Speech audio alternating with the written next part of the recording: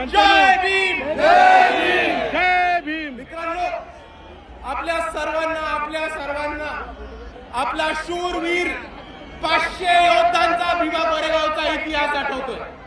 आणि इतक्या वर्षापूर्वी जरी ती लढाई झाली असेल तरी 2025च्या शेवटी 2026 मध्ये जाताना आजही भीमा कोरेगावला लाखोच्या संख्येने भीम अनुयायी येतात.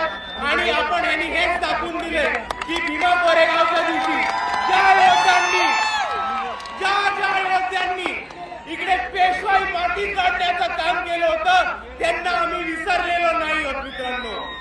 आणि दुसऱ्या बाजूला ज्या 500 शूरवीरांनी इकडच्या व्यवस्थेच्या विरुद्ध, इकडच्या परिस्थितीच्या विरुद्ध आणि इकडच्या पेशवाईच्या विरुद्ध बंद उकरण्याचं काम केलं होतं त्यांना आपण अभिवादन करायला येतो. तेव्हा फक्त महाराष्ट्राला नाही तर भारताला नाही तर अख्ख्या जगाला दाखवून देतो की हे बाबासाहेबांची औलाद अजूनही लढलेलो विसरलो नाही होत. 500 लोकांनी तेव्हा वार केला होता आणि मात केला होता पेशवाईचा. आणि आजही आपल्या सर्वांना दाखवून द्यायचंय की समोर किती मोठी परिस्थिती असेल, किती मोठी ताकद असेल, तरी आज जर इकडे 500 लोक बाबासाहेबांचे अनुयायी जमले तर समोरच्याला कापल्याशिवाय राहणार नाही. ही ताकद आहे.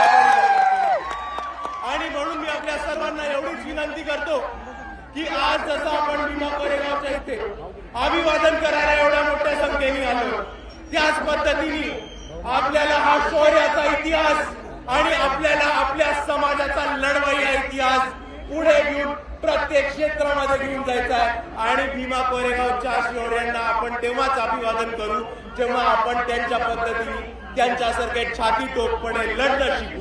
एवढं म्हणून मी माझे 2 शब्द थांबवतो. आपल्या सर्वांना पुन्हा एकदा जय भीम, जय संविधान.